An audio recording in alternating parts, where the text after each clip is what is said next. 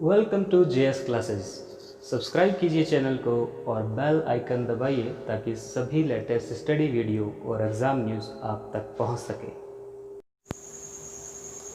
Hello friends, welcome to JS classes. और आज का सबसे बड़ा इम्पोर्टेंट राजस्थान के सभी एग्ज़ाम्स के लिए और विशेषकर आरएस एग्ज़ाम के लिए ये आ रहा है कि रूल 15 को बदल दिया गया है।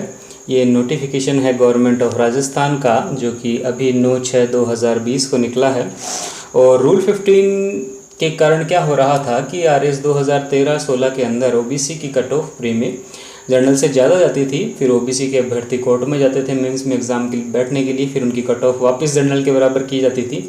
तो इस चक्कर में क्या होता था कि जो वैकेंसीज़ की संख्या का 15 गुना लिया जाना होता था मेंस में, वो नियम टूट जाता था। और वो नियम टूट जाता था तो इस चक्कर में 2013 और 2016 की वैकेंसी भी सुप्रीम कोर्ट में विवादों में फंसी हुई थी। अब 2018 में इस नियम को अभी इन्होंने चेंज कर दिया है। और इस नियम में चेंज करके ये कहा गया है कि देखिए कि वैकेंसी का 15 टाइम या 15 गुना ही लिया जाएगा मेंस एग्जामिनेशन के लिए, इसमें कोई बदलाव नहीं है।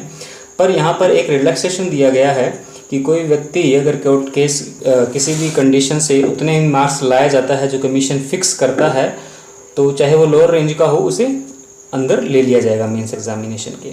अब देखिए यहाँ पर एक बात और क्लियर की गई है इस नोटिफिकेशन में। इसमें कहा गया है कि अगर कमीशन को लगता है कि सफिशिएंट नंबर ऑफ कैंडिडेट नहीं है किसी कैटेगरी के, तो ये जो 15 गुना वाला जो नियम है इसको रिलैक्स किया जा सकता है। तो ये एक इम्पोर्टेंट अपडेट है। तो इसमें 15 गुना का विवाद समाप्त हो जाता है 2013 में भी और 2016 में भी। एक बात यहाँ पर और कही गई है कि 2013, 2016 और 2018 की वैकेंसीज जो हैं, अगर उसमें जो मार्क्स फिक्स किए गए हैं उतने मार्क्स कैंडिडेट्स ला रहे हैं तो सभी मेंस एग्जामिनेशन में बैठ सकते हैं। तो मेरे हिसाब से जो मैटर आज सुनवाई में जाना था हाई कोर्ट में वो यही था। सुरज्ञान सिंह की यही अपील थी कि मेंस में बैठने का मौका नहीं मिला था।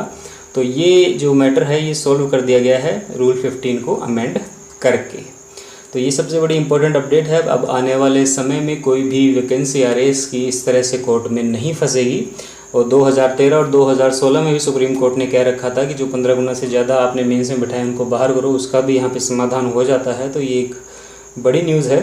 और साथ में आप यहाँ पर एक बात और ध्यान रखिए जो कि आई है कि the candidates appearing in the main examination shall be required to obtain minimum 10% marks in each paper and 15% mark in aggregate out of the total marks of all paper in the main examination to qualify for appearing in personality and viva examination. मतलब mains examination में अगर 4 paper हो रहे हैं तो प्रत्येक paper में कम से कम 10% मार्क्स लाना और ओवरऑल 15% मार्क लाना ज़रूरी है इंटरव्यू के लिए। तो यहाँ पर ये भी एक न्यूज़ आप ध्यान रखिएगा इस इम्पोर्टेंट अपडेट के साथ। और आज जो सुनवाई नहीं हो पाई 10 जून को, तो उसके संबंध में एक नोटिफिकेशन निकला हुआ है हाई कोर्ट का, जो कि 30 मई का नोटिफिकेशन है।